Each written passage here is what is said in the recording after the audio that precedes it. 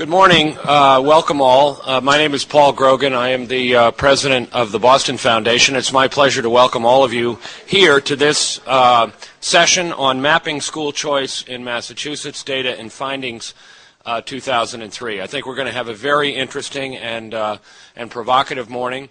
It will begin with the unveiling of a new piece of research, which I think is the first official study or report by the new Center for Education Research and Policy at Mass Inc., a welcome addition to the intellectual landscape here in eastern Massachusetts. So we're very pleased to provide that occasion. And then, as you can see from your program, we have assembled a really stunning panel of thinkers and doers in education to respond to the findings and add whatever they'd like. So I think we're going to have a terrific morning. I think most of you know what the Boston Foundation is, but a brief commercial. We are Greater Boston's community foundation. We've been around since 1915 with assets of over $550 million. We make grants of over $50 million a year to nonprofit organizations throughout Metropolitan Boston. Our interests are very broad. The arts, healthcare, the environment, housing and community development, and education. And education reform has been a principal issue and concern and object of our philanthropic investments at the Boston Foundation for many, many years.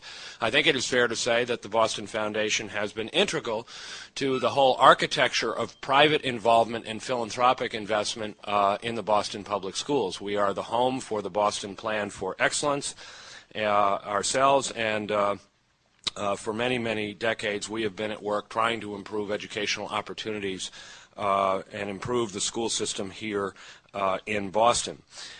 This program is part of a broad program of seminars, forums, and research which we call Understanding Boston, our effort to contribute to illuminating key challenges and issues facing the greater Boston community and encouraging people to come together to learn about those challenges in depth and where possible and appropriate to take action. It really is one of the most important purposes of an institution like this, and we take it very, very seriously, and we're gratified at your presence here this morning. I'm not going to make a long speech about what you're going to learn and what we're going to talk about. That's not my role this morning. I will just say that I think it's a terribly important issue, and this study is really path-breaking in showing us the whole landscape of school choice in Massachusetts. I think for the first time that this picture has been brought together as fully and comprehensively as you will see it. And it shows us, among other things, that there is a kind of market already in public education and in education more broadly for K through 12 in Massachusetts. It's not a perfect market. It's a market that has oddities and peculiarities to it, but it is a market within which many, many families have certain kinds of choices that they are exercising, and of course that's the central topic of the study. I think it's important to point out, as the study does note, that not included in the numbers, for I think obvious reasons, is the most significant kind of school choice that families with children exercise in Massachusetts, or try to, here in this state and around the country, and that is families of means. A large segment of the middle class, upper middle class, and above seeks to exercise school choice through the real estate market by identifying a place to live in a community with a high-quality school district. Any residential real estate broker will tell you, if you're in doubt about this, that it is the number one driver of residential real estate markets for families with children in America. However, the study points out that that's not the only form of choice that's being exercised. There are lots of other variants of it, and it's going to provide a very interesting backdrop for the discussion. In terms of the Foundation's interest in this subject, let me say that it has at least three dimensions for us as a continuing player and investor in education and education reform. The first is, as the study will raise, we think that choice is an important equity issue for individuals and families. It's very clear that upper-income families exercise significantly more choice than others, and that low-income and minority families appear to be have much narrower choices, or in many cases no choice at all, particularly in urban districts around the state. So the choice is an equity issue. But the second is the effect of choice, going back to my point about real estate, the effect of choice on the prospects for urban revitalization and the sustainability of dense urban communities. It's no secret that the urban crisis of the latter half of the 20th century was born of the large-scale departure of many, many people, and prominently the middle class, from urban communities. It was not all flight from what were perceived as inferior educational opportunities, but that played a very, very large role. And middle-class families continue, all the evidence suggests, to be nervous about the quality of education to be found in urban communities. And it presents cities like Boston and many cities, including smaller ones, around the country with a problem in terms of attracting and sustaining a middle class, which many view as crucial to the urban future. So what effect, if any, can school choice have in the prospects for urban revitalization is a kind of a second axis of interest that the Boston Foundation in particular has. And a third, I would characterize as the impact of school choice on the prospects for the reform of the mainstream system. Change happens in certain kinds of environments. We have seen in Boston certain effects on the mainstream system of the appearance of charter schools. Very prominently, the response of the pilot school innovation, which, as many of you know, interests us greatly here at the Boston Foundation. So it appears that there may be some relationship between the pace of reform, the willingness to embrace new ideas and innovations in existing systems, if certain kinds of choices exist. So those, just to declare, three angles of vision or areas of interest that we have in this particular subject. Those are ours. I'm going to be pitching in here now for Paul Revel, the head of the Center for Education Research and Policy, who has had some transportation difficulties this morning. He will arrive, but he has been delayed. I plan to use it as another occasion to say that if you lived in the city, this kind of thing wouldn't happen, Paul. But anyway, he'll be along shortly, and we owe Paul a great debt of gratitude for taking on this study, but also for being the person who heading up this exciting new center. I'm going to introduce Katie McDermott of UMass, who's going to actually present the findings. Then we're going to hear from a very interesting person who I've had the pleasure to get to know over the years, Howard Fuller, the former superintendent of schools in Milwaukee, Wisconsin. And then we're going to move on to our panel, which I hope Paul Revel will be here to introduce. But if he isn't, I love to talk, so I'll just expand my role again. But first, the study itself. It's my pleasure to introduce Catherine McDermott, who did conduct the research for our school choice report today. She has been the Associate Director for the Center of Education Policy at UMass Amherst since June of 2000, and she's also an Assistant Professor of Education at the School of Education. Before going to UMass in 1999, she was the co-director of the Unexamined Remedy Project at the Connecticut Center for School Change in Hartford. And before going there, she was a lecturer in political science at Yale University. She has a PhD in political science from Yale and a Master of Arts in Political Science from Yale and a BA from Lehigh University. As I said, this is the first study to be released by the new Center for Education Research and Policy at Mass Inc., and we're delighted to have Catherine McDermott here to take us through it. Catherine?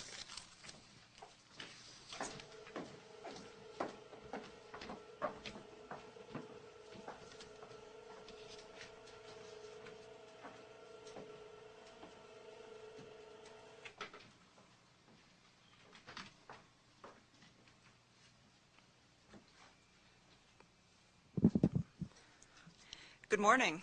Thank you all for coming out this morning, and thanks to the Boston Foundation and to Mass Inc. for the opportunity to conduct this study. Oops. Our study had three main goals. First, we collected statistics on participation in several forms of school choice in Massachusetts, including charter schools, intra-district choice and METCO, intra-district choice, choices outside the public schools, by which we mean private schools, parochial schools, and homeschooling, vocational education, and special education. We owe an enormous debt of thanks to the State Department of Education for providing us with most of the data that we used in preparing the study.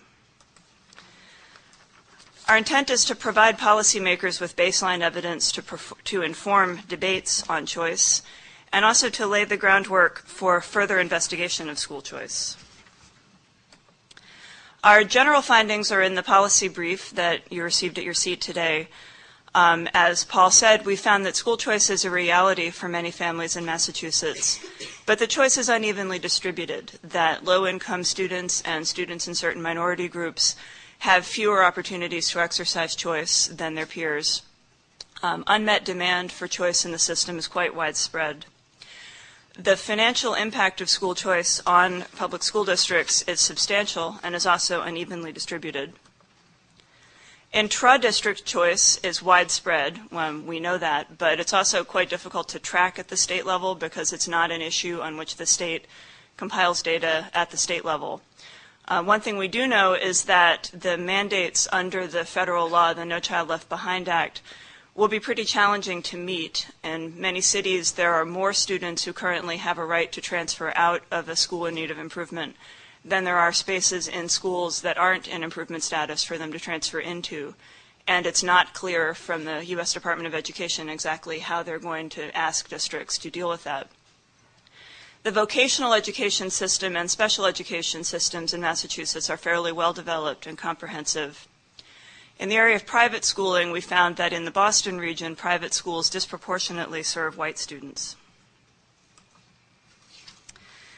To give you a general picture of choice in Massachusetts, as of fiscal year 2002, which is the 2001-2002 academic year, there were about 1.1 million students in all forms of education in the state. About 970,000 are attending public schools, and this includes all public schools, district-based schools, charter schools, and regional vocational technical schools. 25,141 of these students are in the regional vocational technical high schools. 14,381 are in charter schools.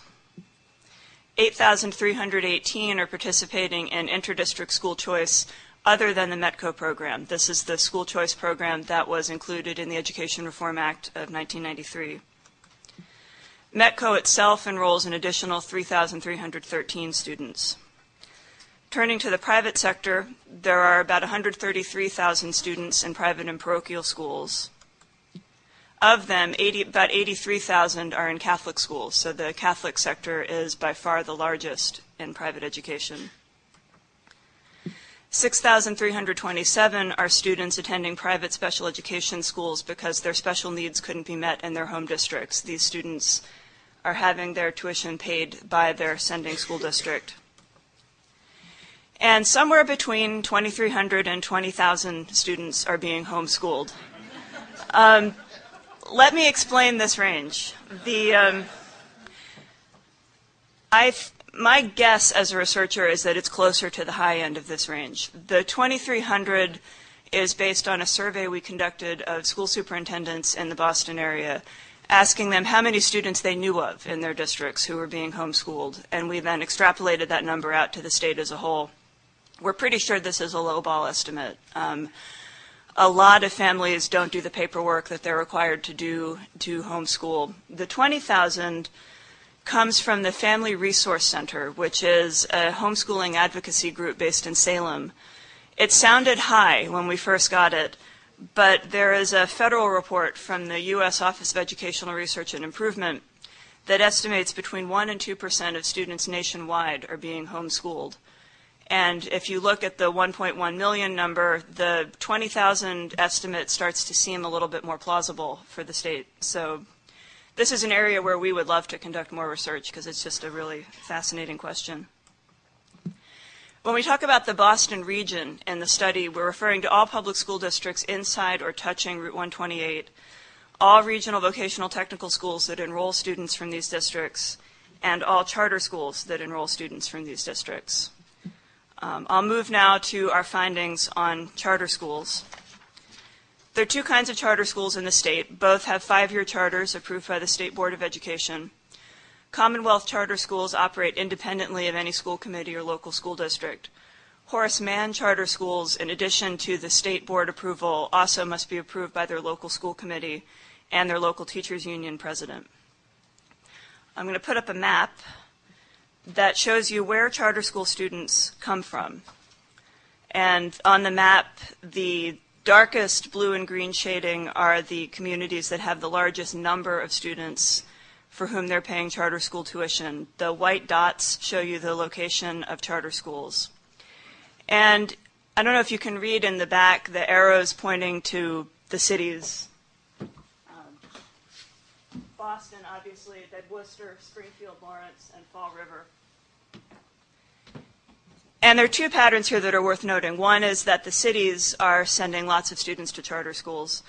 But it's also important to look at the Cape, look at Martha's Vineyard, look at Western Massachusetts. If you come up from Springfield, the medium blue is Amherst. The dark green next to it is Northampton. There are two charter schools right in that area. So there are two things going on. One is an urban phenomenon, and the other is a where do the charter schools happen to be located phenomenon. And you'll see the same pattern in the districts that have the largest financial effects as a result of charter schools. This is fiscal year 2003 data. This sort of surprised me when we ran the numbers. The largest proportion of net school spending going to charter schools is the Up Island Regional School District on Martha's Vineyard. You have to go down to number 4 to get to a city. Boston doesn't even make the top 10. Looking just at the Boston region, the largest proportion of net school spending on charter schools is in Malden. Boston is ranked 4th. The Metropolitan Boston districts that aren't on this list are all spending less than 1% of net school spending on charter school tuition. Several of the suburban districts spend nothing on charter school tuition because there are no families there that chose to have their children attend charter schools. Another large controversy in charter schools has to do with the demographics of the charter school student population. The pie charts up here show you the racial composition of the Commonwealth charter school population. That's the top pie chart. The bottom pie chart is not the statewide public school totals. It's the totals just from the districts that send students to charter schools. And it's weighted so that the districts that send more kids to charter schools are contributing more to this average than are the districts sending fewer kids. And you see that in terms of white students, the two populations are pretty much the same. The Commonwealth charter school students are 54% white. The sending district students are 53% white. The interesting difference is in the black and Hispanic populations. The sending districts are about 20% black and about 24% Hispanic. The Commonwealth charter schools are about 27% black and about 16% Hispanic. So black students are somewhat more likely to enroll in Commonwealth charter schools. Hispanic students are somewhat less likely to enroll in Commonwealth charter schools. You can think of the bottom pie chart as showing you what the Commonwealth charter schools would look like if children of all races were equally likely to enroll. So what you're seeing here is a slightly greater likelihood on the part of black students and a slightly smaller likelihood on the part of Hispanic students. There are also somewhat lower proportion of Commonwealth charter school students eligible for free and reduced price lunch than in the sending districts. It's 37.9% in the charter schools, 45.9% in the sending districts. There's a smaller proportion of special education students, 8.9% in the charter schools compared to 14.6% in the sending districts, and a much smaller proportion of students eligible for bilingual education services. It's 1.3% in the Commonwealth charters and 10.3% in the sending districts. It would be great to know more about why families and students make the choices that they make about attending charter schools. Our research really didn't reach that question, though we were able to compare the Department of Education MCAS performance ratings of the Commonwealth charter schools with the districts from which students were coming, and I can tell you more about the methodology later if you're interested. The finding that jumped out at us here, if you look at the middle column, middle row, is that in most cases when a student transfers from a public school district into a charter school, they're making the shift within an MCAS performance rating. In some cases, they're going to a school with a higher MCAS performance rating. In a few cases, it's lower. What this tells me as a researcher is that something other than MCAS scores is driving these decisions, and there are obviously, we can think of many possible reasons just off the tops of our heads what might be going on. There's a particular curriculum focus or a particular school climate that people like in the charter schools, but it would be really intriguing, I think, to know more about exactly what's driving these decisions. There's a huge unmet demand for charter school places in the Commonwealth. Statewide, in fiscal year 2002, the Department of Education estimated 10,975 occupied waiting list places. I use this kind of awkward terminology because this is the sum total of the length of all of the waiting lists in the Commonwealth. Some kids probably are counted 2 or 3 times in here if they're on more than one waiting list. The average Commonwealth charter school has 305 students on its waiting list. The longest waiting list is at the Sabas International Charter School in Springfield. The average Horace Mann Charter School has 31 students on its waiting list. As I said, there are probably some students on more than one list, but I should also point out that this 10,975 number might actually be understating the true level of unmet demand if there are people whose kids didn't get into charter schools and didn't bother to get onto a waiting list or have taken themselves off of waiting lists because they're just discouraged at their prospects. As one of the people who commented on a draft of our report said, it seems like wherever you open a charter school, it gets full. So, we can surmise from this that there is a lot of demand out there. I'll move now to talking about the interdistrict choice and METCO programs. This map shows the districts that are participating in interdistrict school choice and in METCO. By interdistrict school choice, again, I mean the program that's part of the Education Reform Act of 1993 that requires school districts to pay tuition for their students if they want to attend school outside their home district, and that also requires districts to accept out-of-district students unless their school committee has taken a vote to opt out. The METCO program operates only for Boston and Springfield students who want to attend school in the suburbs. The light blue communities on the map are only participating in interdistrict choice. The dark green are participating only in METCO. Down at the bottom part of the state, it may be a little bit hard to see, there's a light green set of towns that participate in both interdistrict choice and METCO. And the unshaded towns are participating in neither. When we ran the numbers, we found that if a district both sends and receives interdistrict school choice students, it tends to have a small net gain in its number of students. However, the majority of districts participating in school choice, either by sending or receiving, have a net financial loss as a result of the program. Students tend to be moving to more affluent districts with higher MCAS performance ratings. We looked at the racial composition of the interdistrict choice students coming out of Worcester, Lawrence, and Brockton, and found that white students are disproportionately likely to participate in the program compared with their peers of other races. Another set of points to make is about Springfield and Boston, that Springfield students have access to both choice and METCO because there are districts near Springfield doing either or both programs. In the Boston area, if you look right around Boston, it's basically the METCO program or nothing for kids in the city of Boston. Because most Boston area districts don't participate in the interdistrict choice program, the overwhelming majority of Boston area interdistrict choice students are in regional vocational technical high schools. And if anybody's interested, I can explain more about how interdistrict choice and the vocational schools interact. METCO is obviously crucial to interdistrict choice for students who live in Boston. There's a large unmet demand for METCO. The figure we got from the main METCO office in Roxbury is that they have 10,000 students on their waiting list, and that the average wait for a placement in a suburban school is 5 years.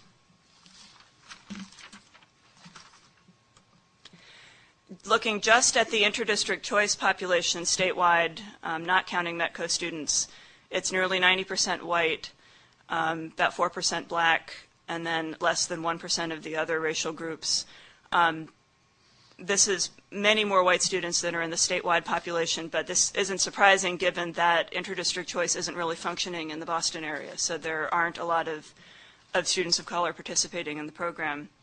Metco, on the other hand, is nearly entirely black students, a couple of Latino students, and about 8% for whom there's no racial information available. If you add up the two programs, the proportion of students participating in either one is actually has a higher proportion of black students than the statewide percentage. Hispanic students are still underrepresented. Just to run you through some of our other findings, which are in the full report, the Boston region has a higher percentage of private school students than the state as a whole. As I said before, the homeschooling population, if it's close to the upper end of that range that I gave you, could actually exceed the charter school enrollment, which is interesting since we talk a lot about charter schools as a policy issue and a lot about charter schools' effects on mainstream public schools. Nobody's talking much about the effect that homeschooling might have on public education, and I think it's a conversation worth having. The regional vocational schools enroll a larger proportion of special education students than the state as a whole. And we concluded the report with a set of areas in which we think that further research is necessary and where we would like to participate in further research. As I said earlier with that slide about the MCAS scores in charter schools, I think it's important to learn more about what motivates students and families to make school choices. It's obviously a pretty complicated set of factors that might be at play. Be interesting to know how satisfied students and parents are with their choices once they've made them, and also with the range of choices that's available to them. Whether school choice affects student performance, how school choice affects public schools in terms of financial effects, in terms of the kinds of competitive pressures that are placed on public school districts and how they respond. I think we need to know more about the effects that school choice has in cities and in their suburbs, particularly on issues of racial and socioeconomic diversity. And finally, I think the most important question, and one that Paul alluded to earlier, is how can public policy produce a more equitable system of choice? And thank you for your attention.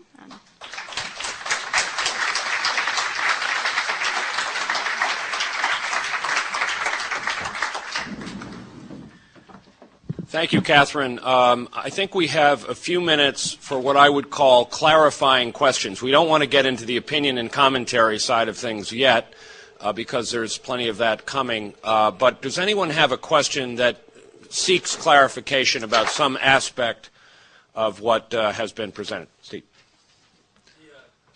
Homeschooling, I'm really confused on that one. As I understand, Massachusetts law says that any child under 16 has to attend school. So if there is a 17,000 student discrepancy, it seems that there's at least 17,000 families that are in question of breaking Massachusetts law in regards to children, and that to me is a 51A. I can give you what we social scientists like to call anecdata, which is data based entirely on anecdote.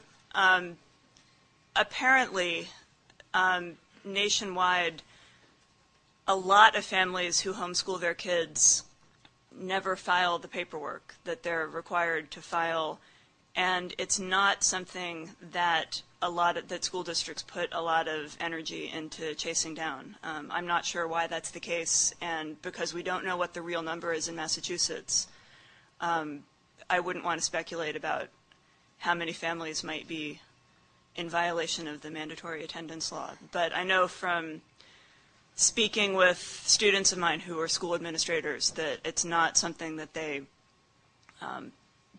put a lot of effort into tracking down. They try to work with homeschooling families who might want their kids to come in and take chemistry class or take French class or play soccer or something, but there are, I think, a lot of reasons why that's not a big enforcement priority. See, my only concern is that we are all mandated reporting, so that somebody must know whether these children go to school or not. If they're not reporting it, that comes under the law. And if it was somebody that backhanded their child in front of the principal, it'd have to be reported. somebody that's not being sent to school, then that's also a violation. Okay. Yes. Clarifying questions only. Isn't there also a data issue where the homeschooling data is lumped together with some other category at the state level? At the state level, yes, the homeschooling students in the October 1 report are counted with, I think it's the private school students. So they tend to kind of disappear on the state level reports, though at the district level, I think they do report it separately. Yes? Did you attempt to determine if parents are more likely to try to exercise choice in sending districts where MCAS scores are low, or at least to demonstrate that Commonwealth charters tend to be created in districts where MCAS performance? No, we didn't look closely at that issue. I was able to match up. We had data sort of showing who was going from point A to point B, and I could assign the performance ratings to point A and point B and look at which one was higher. There's a lot of movement sort of within the same general band of MCAS scores. I think if you think back to that map of where Commonwealth charter schools are, a lot of them are in places with low MCAS scores, but there's also a sizable proportion that are just in places where somebody had a really neat idea for how to run a school. And behind you, yeah. Does the data for private and special education schools control for students who are imported or exported from the state? No, it doesn't. So do you look at the exodus from charter schools back into the sending districts? No, that's not a set of data that we had. Yes. Have you looked at either the class size or the school size between charter schools and other schools? We didn't look specifically at that comparison. Off the top of my head, most of the charter schools are smaller as schools. I don't know about class size. Maybe one of my co-panelists can have more thorough data on that. Okay. Great. Thank you. Okay, Paul Revel has arrived, so it's now my pleasure to turn the program over to him and to introduce our guest speaker and subsequently the panel. Paul? Thank you very much, Paul. I have had an adventure this morning that began at about 5:30, and I apologize for being late. I got on a MBTA train from Worcester, and unfortunately, the train apparently hit somebody, and God rest his soul, that individual was killed, and I had to make my way through the streets of Ashland, and with the help of my friend Jim Caradonia, who's late as a result of my fault, picked me up along the way into town. I have finally made it. So much for my faith in public transportation. But at any rate, I'm delighted to be here. I want to thank Paul Grogan and Mary Jo Meisner here at the Foundation for making the work that we've been involved with today possible. I want to thank my colleagues at the Center for Education Research and Policy at Mass Inc. for all their work on today's program, and my colleagues, Katie and her colleagues at the University of Massachusetts Education Policy, Center for Education Policy, for the excellent research that provides the basis for our conversation today. The Center for Education Research and Policy at Mass Inc. is dedicated to the idea of introducing evidence into the conversation that shapes policy designed to build more effective schools for all the children in the Commonwealth, and that's our purpose in being here today. This particular issue is, in our view, complex, divisive, and urgent, and we hope that through this report and through the conversation, in collaboration with our colleagues here at the Boston Foundation, to inform and deepen the debate on school choice. And we really begin this, as Paul may have said in his comments, and our perspectives are a little bit different but similar in principle, with a basic premise and a key question. The basic premise that we have is that choice is a good thing. It's valued by Americans in most, if not all, walks of life.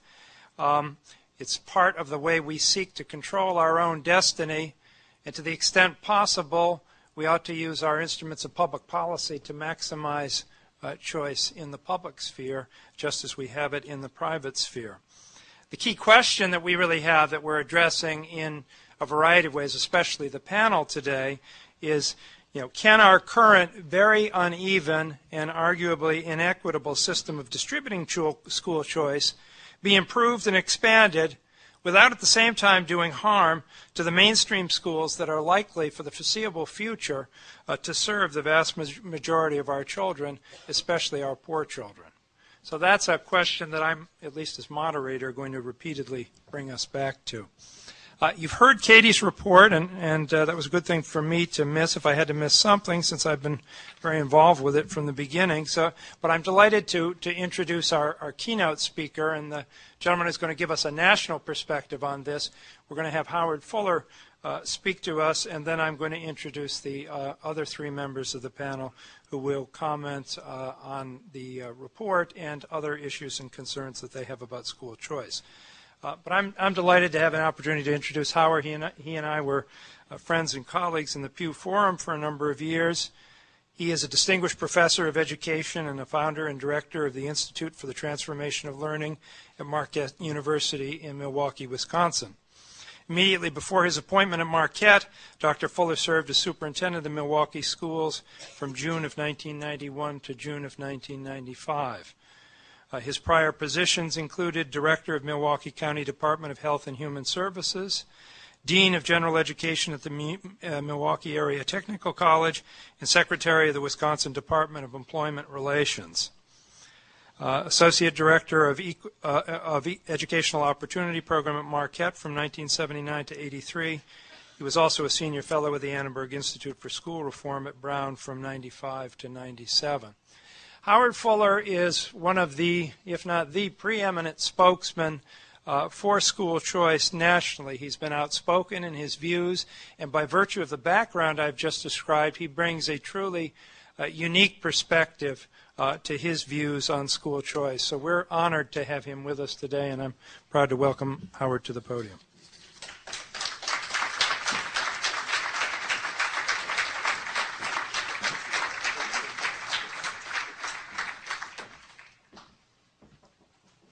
Thank you very much. It is indeed a pleasure to be here. I've been on the road like for 7 days, so if I start babbling at the end, please excuse me. I want to thank everyone who invited me, and particularly I wanted to thank Mary Jo, who I had the pleasure of knowing while she was in Milwaukee, and she sent me this long email explaining to me what I should do. And basically, I'm supposed to, talk about the national map of school choice, provide an overview of where we are nationally, highlighting some of the promising trends, talk a little bit about Milwaukee, and then sort of wrap my experience as superintendent into all of that. And I have 20 minutes. 25. So I'm going to try to do that, and I'm going to try to hold to the time. Maybe I should start by talking about my experience as superintendent in kind of a brief way to set a context for the remarks that I'll make about school choice. I was really blessed to have the opportunity to serve as a superintendent in Milwaukee Public Schools for 4 years. And during that time, like when you're a superintendent, everybody, you have to give your opening remarks. And I had the great fortune of having an individual who's now my wife, Dr. Deborah McGriff. She was superintendent of the Detroit Public Schools. And she also used to be a deputy superintendent in Cambridge. But we used to plan our opening remarks. We weren't married then. We were just an item. But so people would always ask us, well, what is it that you want? For your kids. And I approached the job as superintendent with the view that all 100,000 of those children were mine. That was the only way that I could do the job. So when people ask me, what do you want for them, there are really four things. One was for those kids who wanted to go on to college, I wanted them to be able to graduate from the Milwaukee Public Schools and to be able to go directly into the real college and not spend their first year in remedial education. I didn't think it was too much to ask that after 12 years with us, that they could go into English 201 instead of English 01X. So that was the first thing. The second thing is for those young people who graduated but did not want to go on to college, but wanted to go into a job, that we would give them the skills and the capacity to at least be able to get a job that held out a promise for a living wage for themselves and their families. But irrespective of which one of those paths they chose, my view was they all needed to have the same rigorous education. So, for example, the one mandate that I did, and the only one, because I learned early as a superintendent, you can mandate all kinds of stuff. By the time they get down to schools, when they get through sabotage and say they ain't going to do it, it really doesn't matter. So you have to be careful about what you mandate and act like, because I became real clear as a superintendent that I was in charge, but I was not in control. So so the one mandate was that all ninth graders had to take algebra. And you would have thought that I had asked for the end of the earth. And what was interesting was I visited all 154 schools while I was superintendent. It took me 4 years, and that was as long as I last, to visit every single school. And I went to these schools, and we had kids in math for life, math for how to get to the supermarket, math for how to get on the bus, because we were giving them life skills. And so my view was, well, excuse me, but in America, algebra is like a gatekeeping course. It's the one that sort of determines whether you get to these other higher level courses and certain things happen to you, and et cetera. And of course, I was told, but all these kids are going to flunk algebra. And I remember something that Jaime Escalani's principal had said at a workshop I was in. He said, we're flunking kids in all of this no-count math. So if you're going to flunk them in something that means something. So, so flunk them in algebra, which was my view. And to help all of you all out, what I'm going to do is eliminate all the other math courses that we have in the ninth grade. And now in the city of Milwaukee, there are more low-income African-American children passing algebra than were taking algebra. And so for me, this was like a real critical issue because I knew that kids, young people get out and say, I want to work, but then 3 or 4 years later, they want to go to college, they don't have the courses, they can't make those kind of life changes. So that was the first two things. Third thing was that I wanted at least some of our kids to have an entrepreneurial spirit. Not that you're all going to get out and somebody's going to give you a job. That some of you all need to come out with the view that I'm going to create jobs, that I'm actually going to create wealth for myself and for my community. And even today I try to argue with kids that it's okay to do well. You can do well and do good. But the final thing really had to do with, and this leads me into the school choice, sort of like my view about the mission of education. And I really take it from Paulo Freire. And because in the foreword of his book, Pedagogy of the Oppressed, Richard Shaw talks about what is the mission of education. It's either to prepare people to fit into the logic of the current order and bring about conformity to it, or it becomes, quote, the practice of freedom. It's giving people the means to be involved in the transformation of their world. And my argument is that any low-income children, particularly children of color in America, have to be prepared to fight, to engage in this transformation of their world. And I tell them today that an education in America guarantees you nothing, but I can guarantee you that you will have nothing if you don't get an education. So that was and is like the framework that I approached this whole school choice issue with. And during the discussion, I can talk about my experience as a superintendent and whatever to the degree that that's important. But let me try to move to the school choice thing. And I really want to make 6 basic points. First, I am an advocate for school choice. I don't hide it. I don't try to qualify it. I'm not mealy-mouthed about it. I am an advocate for school choice. And my focus is on finding the ways and means for low-income and working-class black families to be able to be empowered to decide where is the best place for my child to get an education. But because I'm an advocate, I'm not an idiot. understand that school choice is not magical. School choice doesn't just end everything. That school choice, in a sense, is a mechanism. When you talk about school choice, sometimes we're talking about forms of learning opportunities. Sometimes we're talking about funding schemes. Sometimes we're talking about governance arrangements. So when we talk about school choice, we're talking about a lot of different things. And sometimes we're talking about charter schools or public-private partnerships or homeschooling or innovation in the existing system or supplementary educational options, private scholarship funds. And for me, the thing that I support I support all of this, including means-tested vouchers.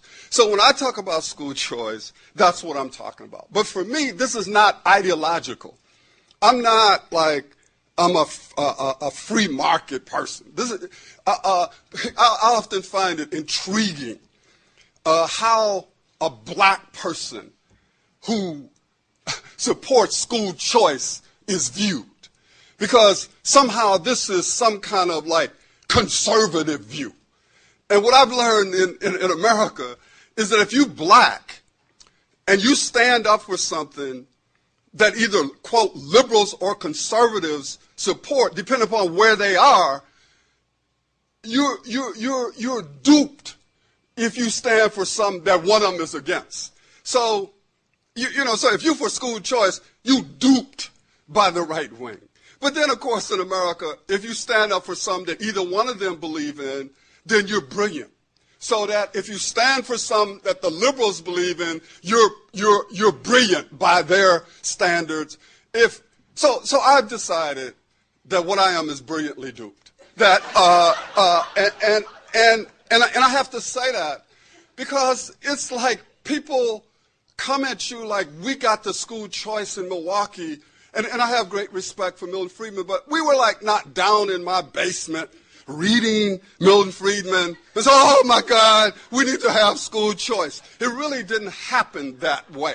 It really happened out of our own struggle, whether you support it or not, out of our own struggle to try to get low-income black children educated. And that many of us had long since understood that the integration thing that we put all of our hopes on was not educating large numbers of black children. So it was a logical progression of struggle for us. So for me, this is not ideological. Second, in this respect, any kind of public policy has pros and cons. I'm always intrigued with people, there are problems. Hell, there's problems with every public policy that I have ever seen in America. And so that at a certain point in time, yes, there are pros, there's cons. You have to decide at a certain point in history, are there more pros than cons? What is the benefit? What is the loss? And that is a valid debate to have. And for me, finally, on this issue of why I'm an advocate, is I have never, and when I have these tendencies, I fight it. I do not get enamored with tactics. I'm a person who believes that purpose ought to define everything. And that when you're committed to purpose, you're willing to change tactics. And so for me, charter schools, for example, 30 years from now, a group of people may have to get in a room and say, let's get rid of these. And what I'm telling my young charter school advocates today is don't get committed to charter schools. Get committed to the purpose for charter schools. So that if you have to deal with charter schools 30 years from now, you're not going to be a big status quo person talking about why we got to hold on to charter schools. Second point I want to make. It amazes me that school choice continues to be viewed as something new, something has to be tested, something has to be proven. My position is very clear. School choice is widespread unless you are poor. And that everyone who has it values it and would never give it up. Those of us with money, we know we got choice because we can do two things. And this report, says it. That if schools don't work for us, we're either going to move to communities where they do work, or we're going to put our children in private schools, and we don't care how many reports come out. Bottom line, we're taking care of our children. And so it's amazing to me. People who teach in public schools that they would never put their own children in demand that somebody else's children have to stay there.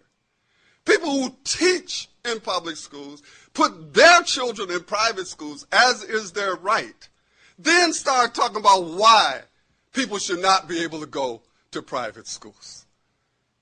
People who make public policy, always pontificating about what ought to happen to these kids. You ask them, where are your kids going to school? Oh, of course, my child is in a private school. I mean, the hypocrisy that surrounds this debate is phenomenal. I mean, I hear all of this stuff. Oh, but what's going to happen to the kids who are left? Those of you who have money, where was your concern about what's going to happen to the kids who were left when you left? I mean, I get. I was at an editorial board of a noted national newspaper, and the editorial person was just browbeating me about why she couldn't support vouchers, blah blah blah blah blah, and I'm sitting. So finally, I had taken all I could take, and I said, "Look, let me be clear. You up here pontificating to me. Your kids, I know, are taken care of. And well, but I can't support it because it doesn't help all the kids." I said, look, I belong to the Harriet Tubman School of Thought. And the Harriet Tubman School of Thought says, I'm going to do everything that I can to help every single child in any school, public or private, because it's not in my interest for any child to ever be in a school that does not work. It doesn't matter what kind of school it is. But the Harriet Tubman idea is that I'm going to fight to end this kind of destruction of our children wherever it takes place. But while I'm fighting to change it all, I'm going to rescue as many of them as I can. And that's my view, that we have to fight to change the whole thing, but wherever we can give any parent an opportunity to save his or her children, they have a right to that. And then the other really hypocritical thing I find is with all of my so-called, like, liberal, left, whatever, progressive, whatever terms we use, friends, and some, I have been able to maintain some of them, not a lot, but some. And you know what's really interesting is I'm one of these power to the people persons. I mean, but you know what is really weird to me is how could those of us who 20 years ago used to march around with this searing critique of the bureaucracy and always talking about power to the people, what better way is there to empower a people than to give them some control over the flow and distribution of money? But you know what has happened is many of us who used to fight the bureaucracy, we are now the bureaucracy. And the one lesson that I learned and that has stayed with me is that you never trust a bureaucracy to free the people. And that always you fight to give the people a way to fight the bureaucracy. Always. Third point. There will never be a conclusive study about school choice. Not ever. Not ever, ever, ever, ever, ever, ever, ever. And the reason why is because we have too many people who are paid to make sure that any study that comes out is questioned. And it don't matter. And you can do the best scholarly this or that. You can use all the right words. There are people being paid millions of dollars in America to come out with the same words and turn those words. And so I can tell you right now, if your issue about whether or not you ever will support school choices is waiting for some conclusive study to come out that talks about its value, forget it, it ain't going to happen. Number 4.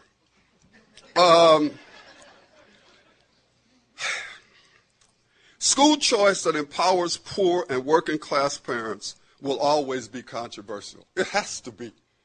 Because it's about changing the power arrangements. Look, let's be real clear about this.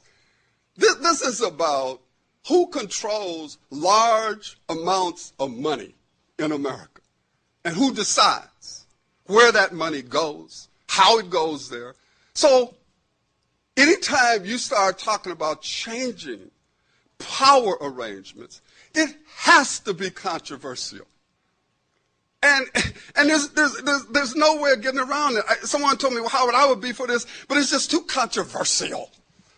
And you know what I said? Tell me one social movement in this country that wasn't controversial. I'm amazed at all of the people now who supported the civil rights movement. You know, it's like I went to the Million Man March. 10 years from now, I don't expect to meet a single black man that wasn't there.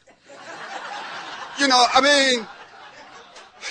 there was like, how many people sat down at that lunch counter? February 1st, 1964. There's now thousands of people were in that Woolworths. It's just the way that it is. You can't have change in America that changes the status quo without it being controversial. It has to be. 5th point. I think we have to have a serious discussion about what is public education. And I actually learned this, and Ted is probably one to disavow that he taught me this, but I actually learned a lot in my 2 years when Ted, Debbie Meyer, and Dennis Lick and I were Annenberg Fellows. And for 2 years, we went around the country visiting schools and arguing. And the whole thing is that there's a distinct difference between public education, which is a concept, and the system that delivers it. And what we have done is we have equated the two. And what I would argue is what makes public education public does it meet the public's interests? Is it accessible? Is it free and open to all? And therefore, in my view of the world, we can design a number of different delivery systems to give us public education. And what's always intriguing to me is people who got to a school on a Pell Grant want to write a report about why you shouldn't have public dollars going to private entities, and their Pell Grant took them to Boston College. But they don't see any contradiction in that view. So for me, we really need to talk about public education. What is it, and what is the distinction between it and the system that delivers it? And my 6th and final point is that school choice is directly related to the reality of race and class in America. And in my opinion, for African American people, the struggle over school choice is a part of a continuing struggle for self-determination. And to a certain extent, in urban areas of this country, confronting the realities of the importance of school systems as economic enterprises. Because the reality of it is, in most cities, the school district is the largest employer in that town. And for many black people, school systems in America were the entree and are the entree to the middle class. And so when you start talking about radically changing these systems because they don't serve the interests of large numbers of kids, you run smack dab into the economic realities of what a school district is in a community. And you run into the race and class issue. And as black people, we're going to have to confront the reality that neo-colonial strategies have never worked for the masses of our people. And that just putting black faces in what used to be formerly high white places does not alter a system that does not work for large numbers of kids. And so whether we like it or not, and people can throw things at me, and I don't care, because that is what this is. This is about race and class in America. It's about who has power and who doesn't. It's about whose kids are important. It's about other people's children. It's about the denial of equity that has historically been the reality in America. And I want you all to be clear. I do not believe that because a school is public, it is bad, or because it is private, it is good. There are excellent public schools and terrible public schools. There are excellent private schools and terrible private schools. What I want is for a low-income, working-class parent to be able to have the capacity to decide from amongst those options which one works for their kids. And I'm going to end by just giving you an interesting story. In Milwaukee, I'm going to end by giving you two stories, then I'm out of here. That in Milwaukee, what's interesting is you have some parents who have one of their children in a charter school. They got one of them in the Milwaukee public schools, and they got one of them in a private school. You know why? Because they looked around and said, I got these three kids. They all come from me, but my God, they are so different. And different ones need different experiences. And all I want is for parents to be able to, like, look there and say, okay, you need to go here, and you need to go here, and you need to go here.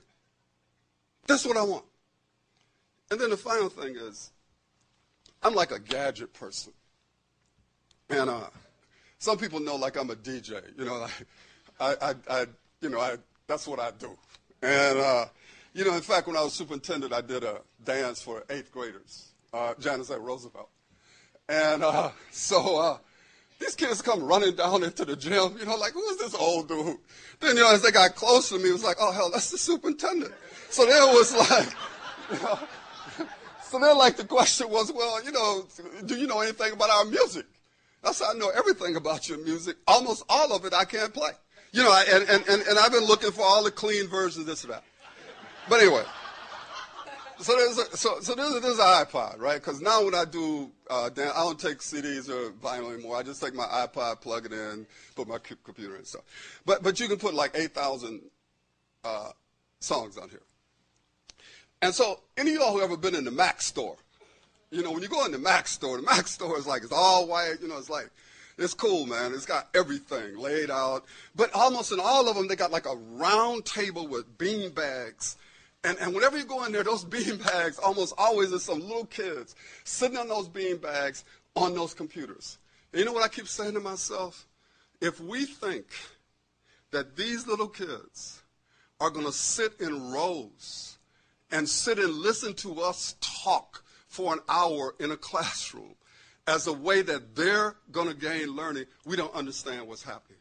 And so the reality of it is that not only are we going to have to change our methods of transmitting knowledge, we're going to have to change the underlying structures that have supported an industrial age entity that is no longer workable. And so this idea of a monolithic, one best system is dead. And the sooner we understand that and begin to develop governance arrangements, other kinds of structures that support, instead of a school system, a system of learning opportunities, we're going to continue to lose large numbers of our children. And I want to say to you all, we can't build enough gated communities in America to deal with the impact of our not educating large numbers of our children who are black and brown in America. I thank you very much.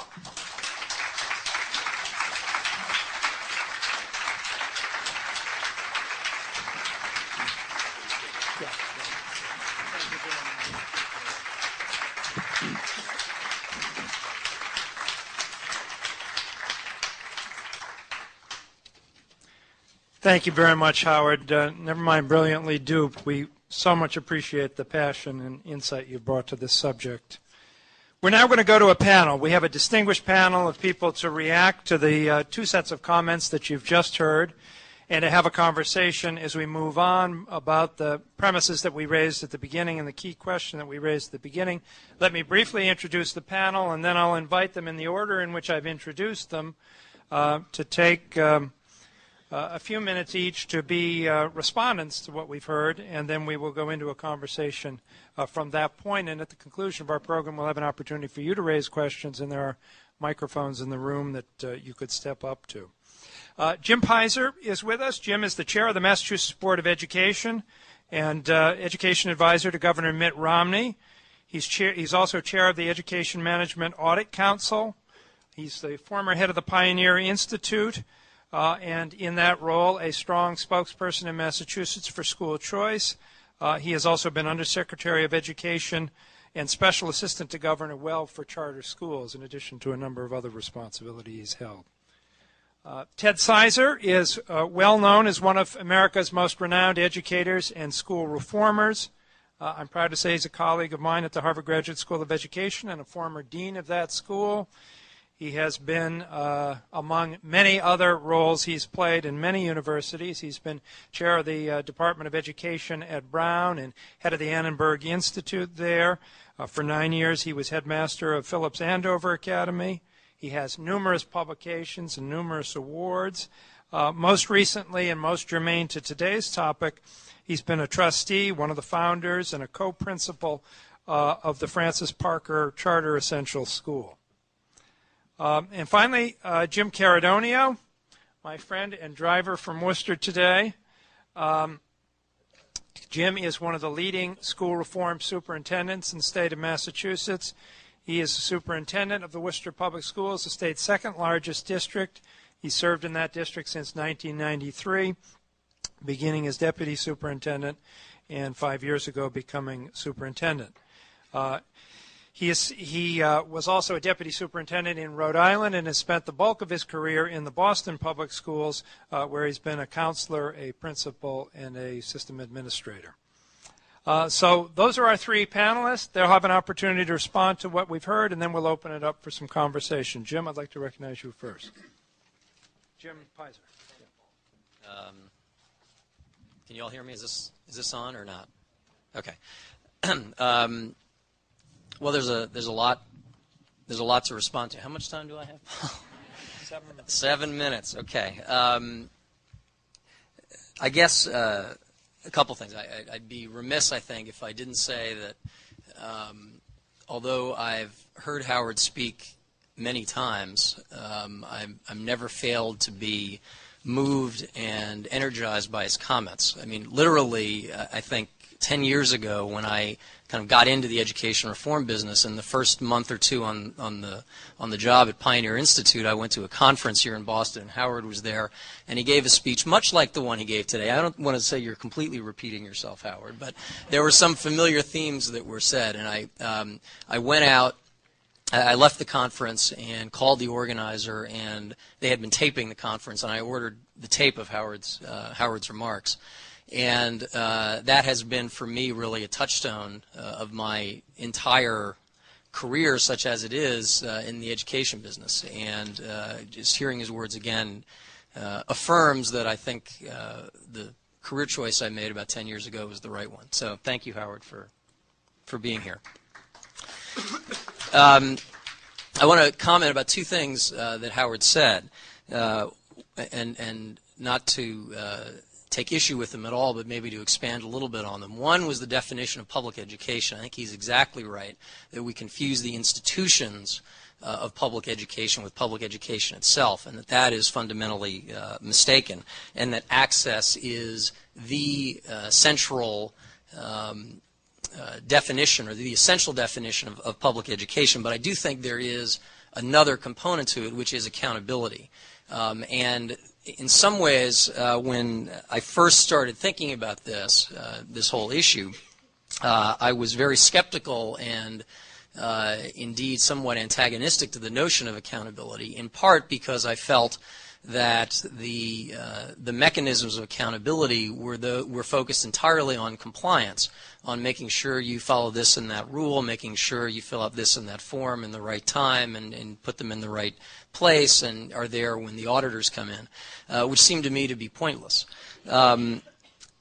Nonetheless, as I've thought about it some more, and as I've seen that there are some alternatives to accountability other than compliance, I realize that accountability is something that choice advocates need to embrace, not to resist. Consumers are not enough by themselves. I think in part that's because of the immaturity of this marketplace in terms of the reality that there has been for essentially 100 years or more only one real provider for the vast majority of people. But it's especially true when people, even if empowered with resources, are not spending their own money, they're spending someone else's money. There's an inherent disconnect in the accountability system. But equally important is that you can't, and related to that last point, is you can't repeal the famous golden rule, which is that he who has the gold makes the rules. And as much as we might like to think that government will provide the resources and then step back and allow consumers to exercise their best judgment, the reality is that cannot and will never happen. And so we have to spend time thinking about accountability and putting in place accountability systems that are focused on results and less on compliance. The other thing is that from where we are today, focusing on the demand side of the equation is not enough. We need to also focus on the supply side. We need to figure out ways to stimulate the creation of more supply of excellent schools. And the charter school movement, I think, is very much focused on that specific gap. There are a couple of detailed comments I could make about the study. I think that the study's overall findings are ones that sound familiar to me and correct to me, and I think they add a great deal to the debate that's going on right now. There are, again, a couple of small issues that I could raise, but I think maybe I'll save to later if there's time. The thing I think I'd like to focus more on is a general question that Paul posed prior to this conference, which is that how can we continue to support and push choice and charter schools and things like it in a context of a fiscal crisis and constrained resources? And I'm sure Jim Caradonia may have some comments on this as well. But in my experience, I hearken back to what I did before I got into education, which is I worked for an electronics company here in Boston called Teradyne, which is in the semiconductor manufacturing business. And I worked for Teradyne during the 1980s, and in the late 80s, the semiconductor business was a disaster, much like it is today. And the semiconductor business itself is extremely cyclical with high highs and low lows. The equipment business is even worse. When the semiconductor manufacturers sneeze, the equipment manufacturers have pneumonia. And we were in a very bad down cycle. And the thing that Teradyne did that was right was during that down cycle, Teradyne continued to invest in research and development and in quality management, even as sales were tanking, even as they were putting in place austerity measures, they were consolidating, they were reorganizing, they were closing programs, they were selling off assets. They were doing all these things to survive, but even as they were doing it, they were investing in what was essential to their future. And when the turnaround came, Teradyne quickly became not only the number one manufacturer in their market segment, but grew 2 to 3 times in terms of revenues, and we've seen that, and Teradyne has seen that growth in jobs as well. My point is that these times when there are constraints upon resources are not times to retreat away from the things that are essential to long-term improvement and long-term health of the enterprise. In the case of education, in my view, there are 2 things in particular, especially kind of at the global or statewide level, policy level, that are essential to our long-term health. One is standards and accountability, and the other is parental choice and the expansion of parental choice, in particular through charter schools, but also through interdistrict choice and other mechanisms as well. We cannot, in either of these cases, retreat from the progress that we are making and have made, and from continuing to, in a measured, reasonable, thoughtful way, continue to expand our efforts in both of these areas. We're not rushing, I think it's fair to say, in my view, on either front. We are proceeding in a very deliberate way, and we need to continue to do that in order to lay the groundwork for our future success. And if we abandon it now, we are not only undermining, I think, some of our short-term concerns around equity and access and quality, but we are for sure compromising our long-term success. Thank you, Jim. Ted. You can imagine what it was like spending time around the country with Howard Fuller, Deborah Meyer, and Dennis Litke. Vartan Gregorian used to tell me that I should pay tuition just to listen to and then try to keep these people from killing each other. But it was, quite seriously, an extraordinary experience of intensive conversation rooted in schools we were visiting. And I value those hours a great deal, and owe Howard, Debbie, and Dennis a good deal of tuition. 4 points I want to make. One is that the first having to do with research, and that is at some point make a distinction between elementary and secondary schools, is that there is a very significant choice operation within typical large secondary schools, and that kids move, and it's important because of the following little situation. If my daughter Julie gets into the honors program, she will stay in this high school. If she doesn't, she'll go to St. Teresa's School. There's choice within these big schools, and it was laid out in detail in the 1980s in that wonderful book, which is still very apt, called The Shopping Mall High School, where the different stores in the mall enrolled quite different kids with quite different standards and taught them in quite different ways. So there's a choice operation going on within high schools.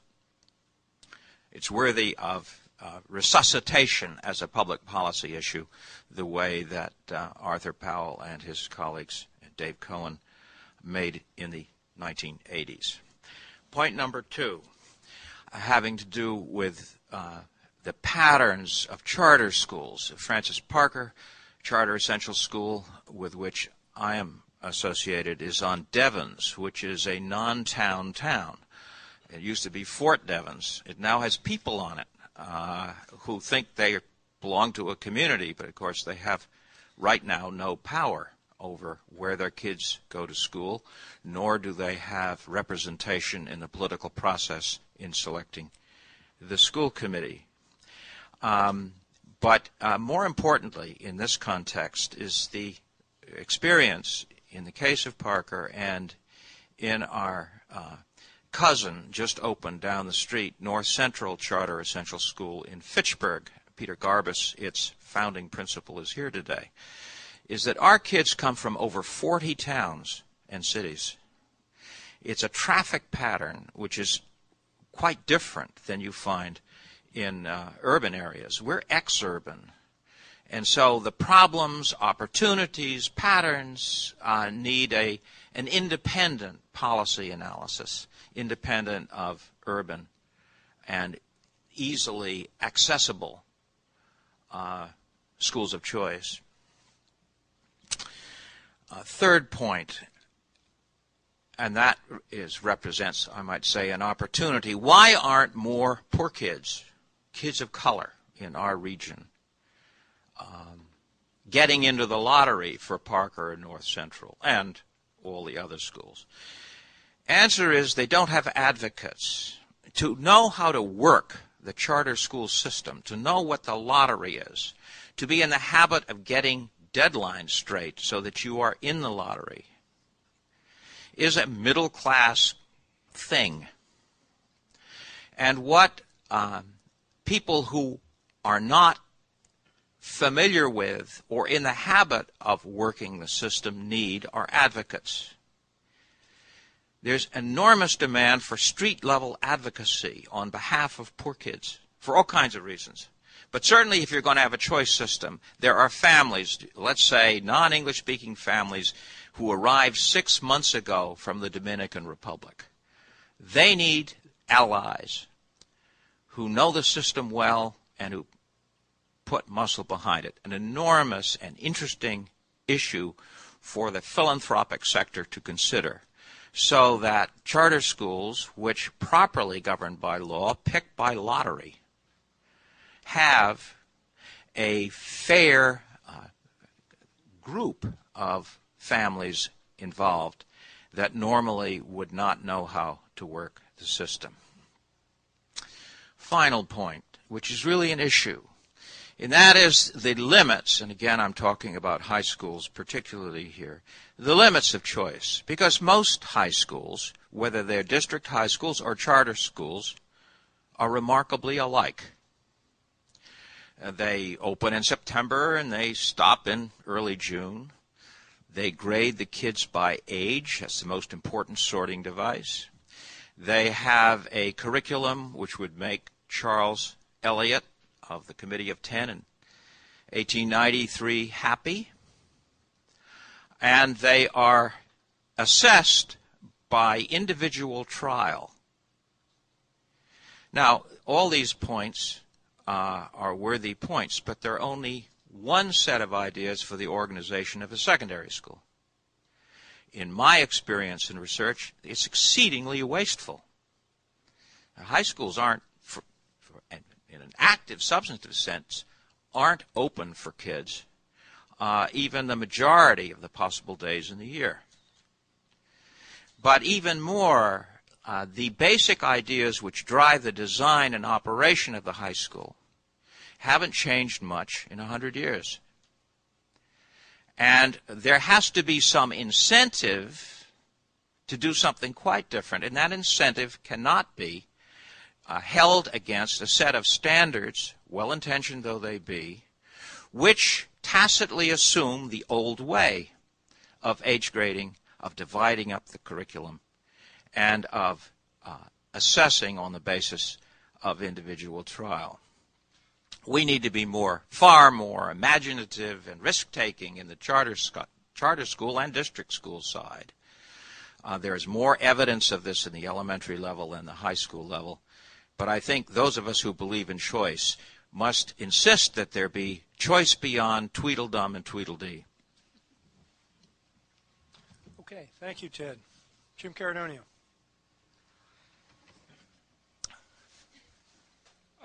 I think as one talks about the conflicts of charter schools, as Howard Fuller said, that many of us have been at this a very long time.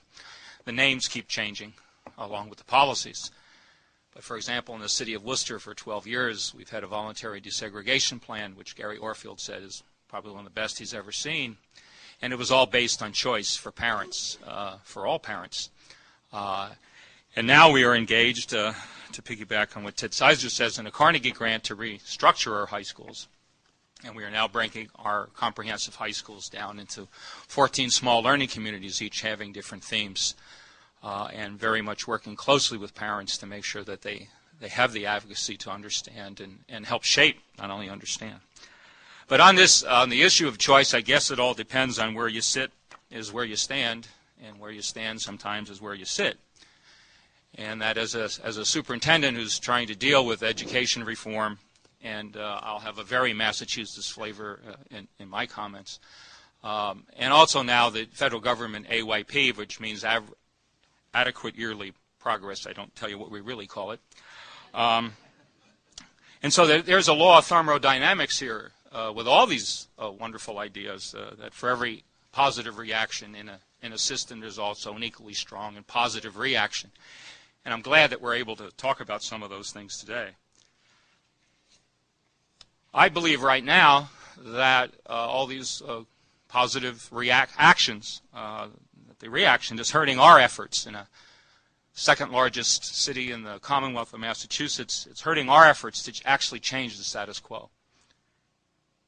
And that as we try to provide choice programs, the resources are being taken away from us and given to other programs, which again are great ideas, but I'm wondering how effective they are. And in this exchange in tight times, are you really getting your money's worth as citizens? And what are you getting your money's worth for? And I wonder, as we bounce around between politics and policy and performance, does performance really temper the policy politics in these debates? Many of us in public education, I guess on the other side, and which has been portrayed so often as the evil empire, welcome the constructive competition from other schools, charter schools. Because again, we've always lived with it. Our magnet schools were always competing with one another. We were always competing in the budget. We still are with higher education. We're always competing in public education for funding. And so we accepted it, but we didn't accept it. We got to do better because the press, no, we accepted it as was said many times by many people, that this is our job. This is our job, that all children will achieve the high standards. And so a means to that end is public competition, is public attention, is public accountability. But if you really do it for compliance, if you really do it to look good in the papers or for committees or reports, then you're not doing it for the right. So we have accepted it, but at the same time, you have to understand, if you launch a program like charter schools and you say that its primary essence is to instill competition, and we take you on your word for it, remember, Coke and Pepsi, they don't share syrup secrets. They don't share syrup secrets. Okay? And so that's what's been generated, that we have a competitive system. We've taken it very seriously. And then at the same time, you get criticized, you're not sharing. Well, why would you share? Why would you share? So we're whipsawed, I think, many times by these conflicting mandates, which is very common in public policy. There are very few public policy proclamations which don't whipsaw the people, don't whipsaw teachers, don't whipsaw principals, don't whipsaw superintendents all the way down. And how do we get out of that? So we had many years, we're very proud of our choice programs, and $1 million was taken away from those choice programs in the Commonwealth. And we see the money going to other programs for choice that don't service our students who are poor, who are low income, special needs, limited English proficiency. And we wonder, well, where's the money going? And why is the money going there? Is there really a focus on student achievement? I honestly can tell you, in these choice programs, I am quite confused now. When I look at our performance in our school system, one of our elementary schools at the 4th grade level, 95% of them perform better or the same as one of the charter schools. And that's just higher than the standard in the report. And the other one, we perform 73% of our schools at the 4th grade perform at the same level or higher. And I'm saying, wow, they get, there's more money, they have more time. And then we look at the students. They have fewer low-income students. They offer very few services for students whose first language is in English. And the special ed students they offer, while they offer special ed students, they tend to be the less involved prototypes. And those kids come back to us. We've received back from the charter schools, in the last 6 years, 130 students with IEPs that were not serviced in the charter schools in Worcester. And the parents were told to come back to the Worcester Public Schools. Go back. They'll take care of you. And so I'm saying, well, we're paying money. We're losing money. Our capacity is eroding to compete. We want to compete. And what do we get in for the money? When, again, across the state, about a third, 20% to a third of the charter schools were only doing better than their comparable communities. And so is it really important? Is this performance piece really important? I don't know anymore. I thought it was when we started, because it bangs right up against parental satisfaction. You go to one of our charter schools, which was the 3rd lowest performing in the state on MCAS in English and the 5th lowest performing on MCAS in math, and you ask the parents, and they're happy. And there's a waiting list. I wish the federal government, by the way, and No Child Left Behind, put down waiting list as a way to meet average yearly progress. We'd all be there, okay? Not much an outcome measure, but I wish they would do it. So now we're dealing with, well, happy parents, but poor achievement. And I'm saying, well, what I guess I don't have the answer. Which one are we looking for in terms of this? I think the other question we have to, in this conflict, is in this inter-district choice program, which pretty much in our district allows white parents to leave the school system at the upper grades. And at the same time, we have very good state mandates about achieving racial balance. What happens when that happens? What do we need to do in hard economic times? Number one, we need a fair funding formula. In the recent debate in the House on a moratorium bill which didn't pass, even the charter school proponents said, you know, this funding formula really needs to be fixed. And we can't get into that now. I also think, and I know it might not, I don't mean to say it in the wrong way, and I got to wrap it up, but I find that the charter school issue has what I call the Boston myopia. Okay? That it's needed in Boston, so I guess it's really needed the same way in Worcester, and it's needed the same way in Springfield, and that I don't think that's true. As we need different strategies for high schools and middle schools, I think we need to look at that. The underlying and bothersome to me, as I try to learn from these experiments, is that there's a decided anti-union quality to a lot of this. That the schools I'm supposed to learn from do not have unionized faculty members. Okay? They don't have, again, low-income kids. They don't have special ed kids. They don't have LEP kids. And again, I think that in our schools that are achieving these great gains that we were supposed to achieve, they're all done by unionized faculty members. And so there's this pervasive idea that, well, if you get rid of the unions, you're going to get high achievement. I find to be not true, but something that needs to be, I think, addressed in the future. And the last point, I think, is that while we're never going to get definitive studies, I agree it's like lawyers in courts. You know, I do think that in the analysis we do, that it has to be much more, I would call it case study specific, or much more disaggregated in that charter schools and non-charter schools that are really comparable are studied, and not these very kind of simple statistics that might lead us to the wrong conclusion. So I was asked to hopefully spicing up the debate, and I hope I did. Thank you.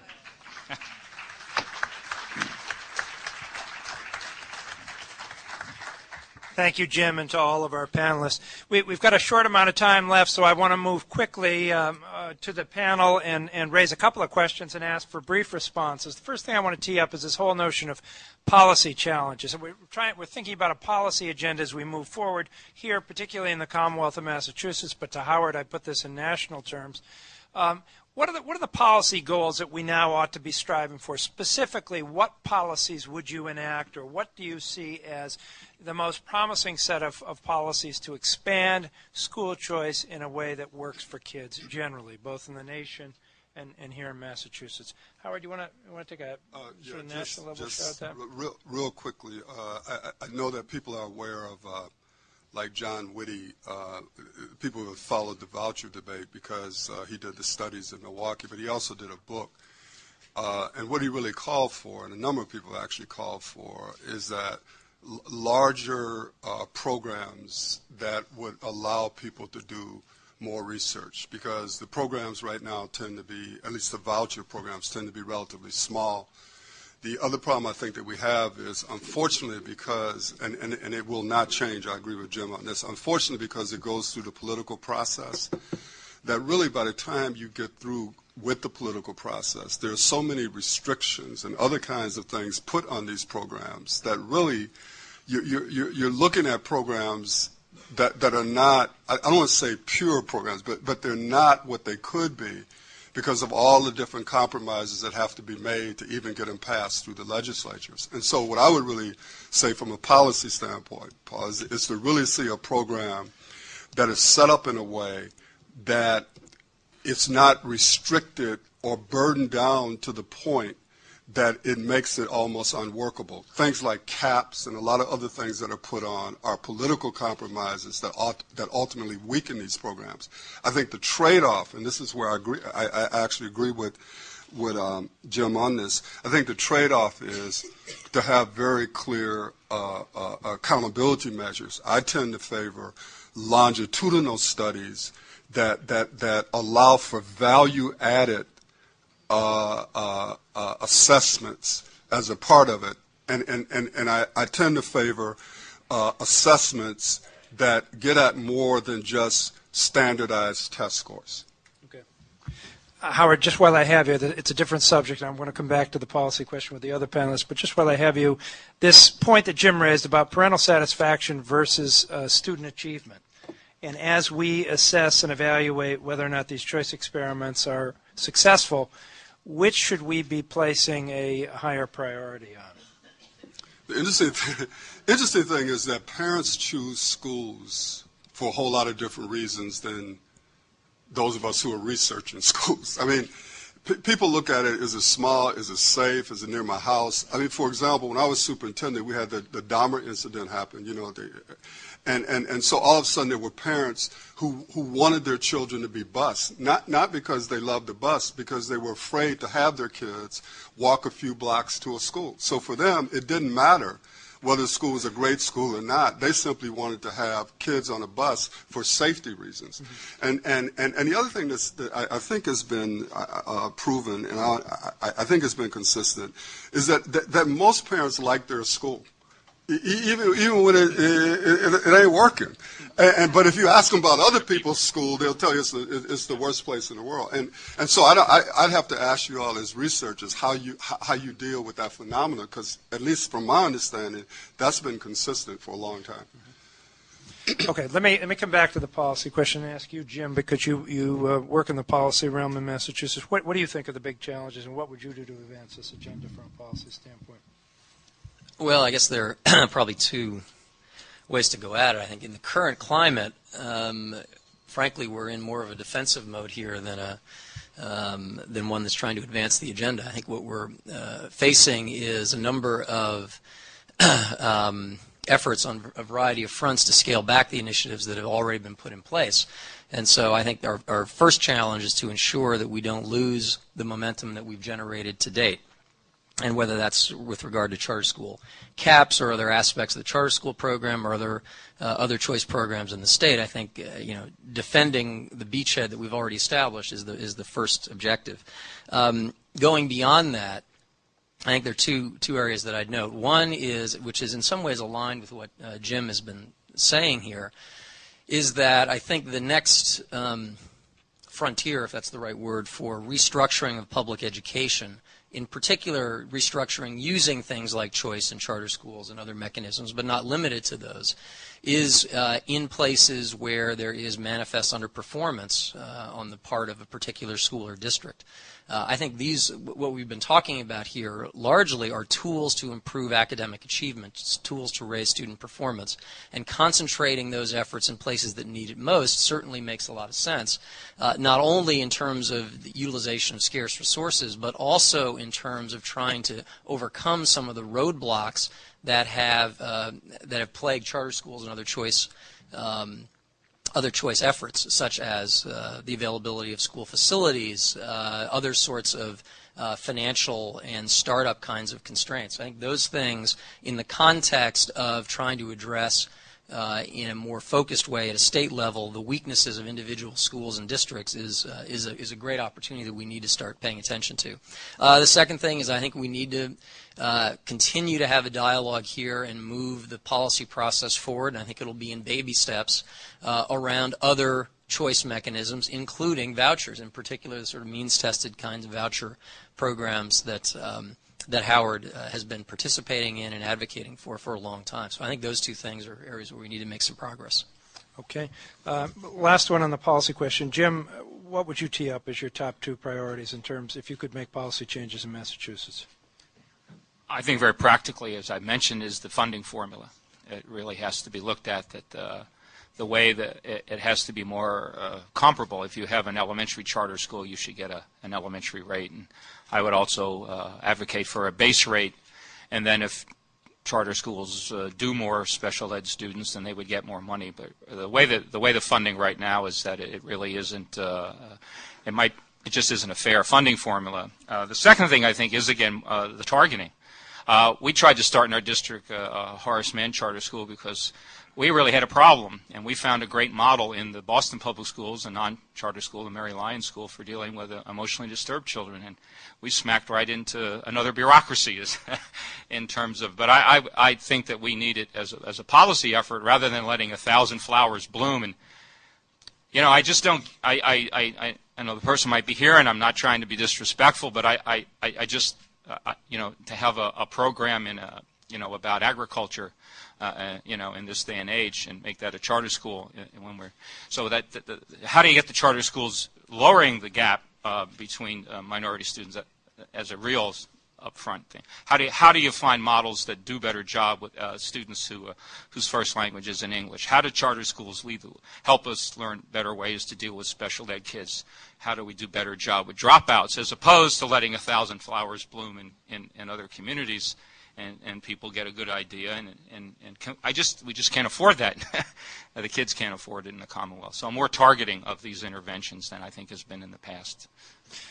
Ted, I want to ask you a question about capacity, because one of the critiques of choice and vouchers and whatnot that frequently comes up is there enough capacity? If we could wave a wand and give everyone choice in public education these days, would there be enough schools or educators outside of the existing system, obviously not in the near term, but even in the long term, to meet the needs of the students who would presumably be exiting the public school system? Oh, yeah, I think there's evidence that if you're determined and patient, you can get scale. And the best example is the city of New York, where from a glint in a few school people's eyes and with the support of the Chancellor of the Month, from a few small secondary schools, I'm talking high schools again, secondary schools of choice, and now are in the hundreds in the city. Now, New York has an enormous advantage in that it has a terrific transit system, and kids can live in the Bronx and go to school you know, in another borough as a practical matter. But it takes sort of looking back on it, as I've been reasonably close to it for, Lordy, almost 20 years, it takes a few very committed, ferociously engaged and politically savvy school people combined with a supportive union and a central administration which is at once supportive and willing to overlook things which don't exactly meet the letter of the law, both at the district level and the state level. I mean, Tom Sobel was a critical figure in those small schools. You see it here in pilot schools. Boston's 10, 15 years behind the New York experience, but they have a remarkable record. Lots of problems, difficult, so forth. But sure, again, if you're patient and if you stay the course, I don't think that we can put aside the notion of new kinds of small schools on the basis that, we could never pull it off. Howard, from your last word on this, and then I'm going to open it up to the audience, but Howard, from your perspective, and particularly in viewing Milwaukee, what kinds of capacity issues crop up when you give a broad choice option to a number of students? You know what's really interesting, one of the consequences of choice that I did not think about 13 years ago, frankly, was the level of new investment that has actually come into the poorest parts of Milwaukee. And when I was superintendent, I went out for a referendum and got crushed 3-1, trying to, in fact, build new facilities. But the charter school movement and the low-income vouchers has created an environment where we're actually building new schools for kids. And it's a combination of public and private sources. But a lot of the private investment that's there, whether it's right or wrong, would not be there were it not for the charter options. So, for example, the YMCA just built a beautiful new school, well, a new building, and they included a charter school as a part of that. We had an empty hospital that is now the placement for a science academy. That's a consortium between Marquette, Alverno, Mount Mary, managed by Edison. The Urban League has opened up a charter school. We were able to build a charter school from the ground up in a low-income housing project because of a partnership between HUD, the city, and Johnson Controls. So really what the choice environment has actually created in Milwaukee is a very interesting kind of investment opportunity that, frankly, I did not perceive. Okay, thank you. I'm going to recognize some questions from the floor. There are microphones. If you'd stand up to the microphone and identify yourself, I'd ask please not for statements but rather questions, and if they're directed to a particular panelist, please direct them accordingly. We're going to, just to keep you alert to the schedule here, I now have about 2 or 3 minutes of 10. We're going to adjourn by 5 after 10, so we're not going to have time to take the whole queue of people who want to ask questions, but we'll go as far as we can with the cooperation of people being brief. Yes, ma'am. I'm Peggy Wiesenberg. I'm a Boston parent of 3 children in the Boston Public Schools with Citywide Parent Council, and I have a question for Mr. Pizer and for the whole panel. I'm a little concerned that perhaps we're focusing on the wrong dichotomy, charters, public. Is there, and I was listening to your top priorities, and I'd like to ask if we can unite around some basics that would get to some of the equity issues that you all seem to be concerned about. Preschool for all, full-day kindergarten for all, after school for all, not just the private schools, the charter schools, the Brooklines, but for all Boston schools, and the circuit breaker for SPED, because it's a high cost that we all need to bear, and some of the schools aren't picking up their share, and the state needs to perhaps put in more. So I'd like to know if those policy things are on your radar screen, and how can we move that common agenda. I'm going to ask Jim Sure. Just on the last point, the circuit breakers, so you're aware the administration proposed making the circuit breaker operational for the first time, and that is part of our budget. It is also included in the House budget in slightly different form, and I'm hopeful that we actually may be able to come out of the end of this budget cycle with not only some additional resources for special needs students, but also a slightly different mechanism for providing districts reimbursements for the extraordinary costs that they incur for particularly high-cost students. In terms of preschool, full-day kindergarten, other sorts of initiatives, kind of broad-based initiatives that cut across all school types, the short answer is that that's just a matter of money. And I think in thinking through, as we've now sort of come to the conclusion, if you will, of the first round of school finance reform under education reform, as we try to think through what the next round looks like and what our long-term funding constraints are, that there's no question within the administration and between the administration and the 2 branches that those are all issues that are on the table and are getting higher and higher priority and more attention. Okay. We'll go to the next question. Hi, it's hard to be brief about some of these issues, isn't it? I'm Lori Sherman. I'm a policy advisor in the mayor's office here, and I'm a parent of 3 young kids who will presumably go straight through the public schools, but we never say never. The 2 questions I have are very related. One is, and I want to make a comment that relates to the questions. One is what you brought up early on, how do we help parents really make informed choice is so complicated, even within each of these systems. And we've been struggling in Boston because we have a choice system in helping parents really be empowered to make choices even within the public school system. And there's so much we've done here around trying to get every school now has 4 times every fall that parents can come in and see them the year before they would enroll their child. The mayor's issued policy initiatives like encouraging private companies to give parents time off during the school day if they're considering entering the public schools to actually go see what's going on during the day.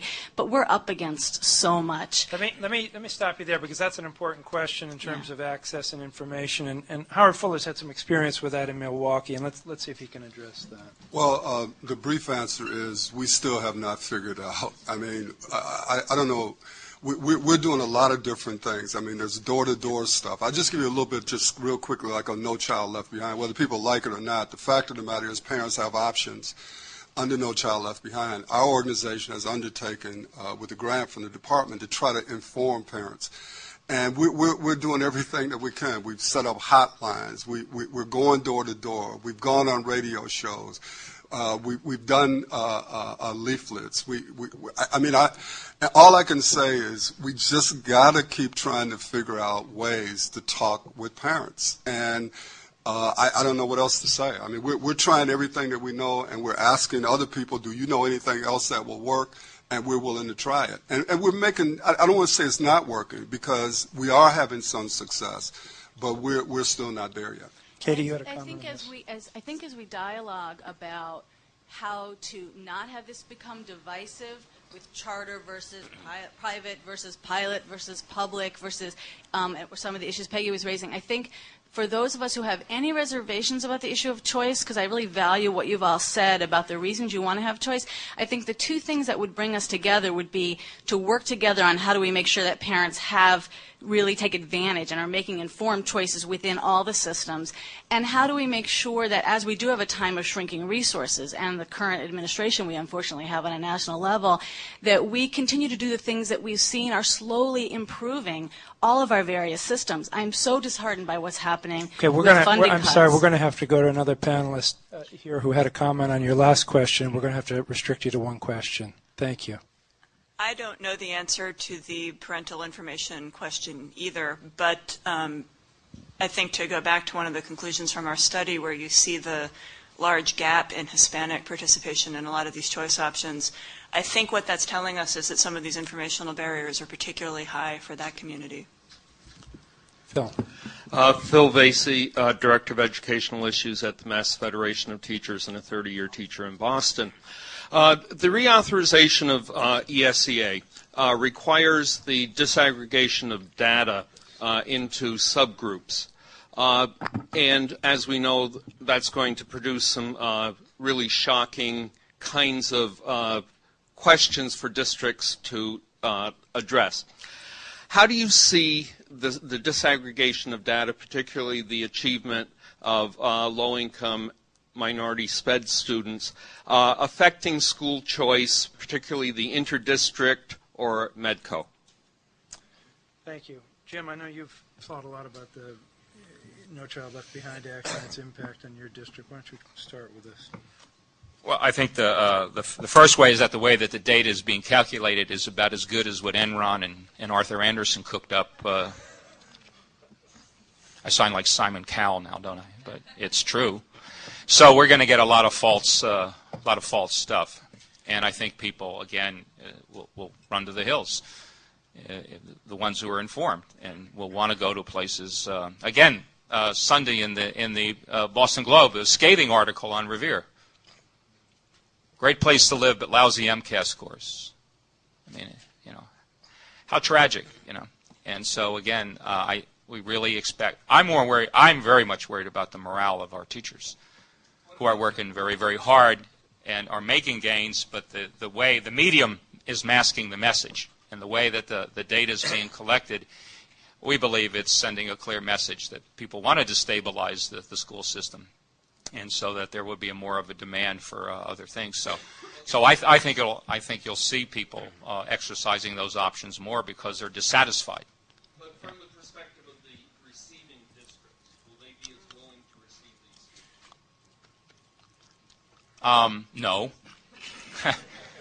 Many of the receiving districts are, in my experience, have been akin to HMOs in terms of they and so no, they won't. There are and in the inter-district choice, they're not supposed to have room. If they don't have room, they're not supposed to accept people. So I think it's a pretty much a community by community problem or a situation. It's kind of hard to generalize, but All right, we're going to have to move on. I'm sorry that I'm going to have to give the last question to Steve Leonard here because we're out of time, and I know he'll be brief.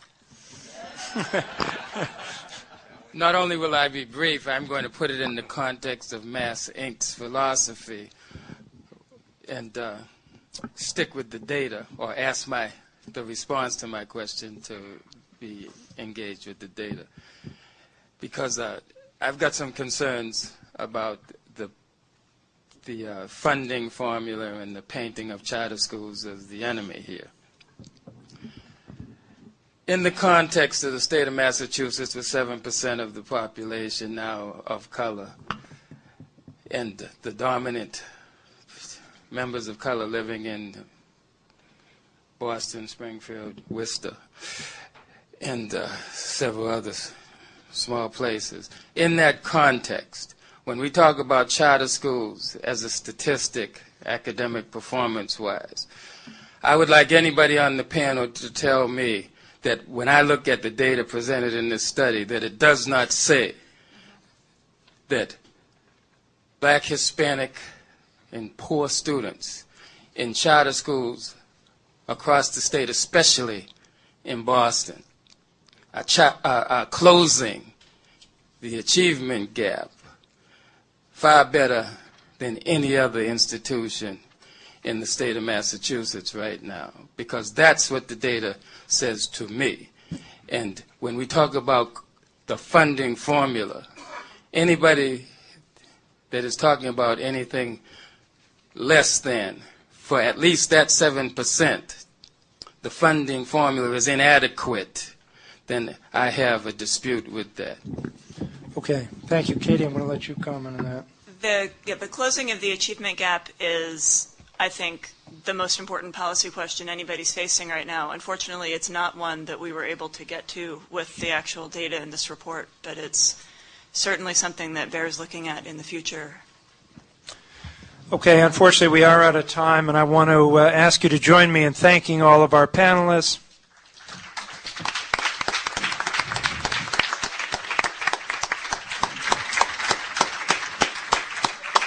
And I'll turn it back with thanks to Paul Grogan, and thank you all for your time and attention to this crucial matter. This has been great. Thank you all for coming. We are adjourned.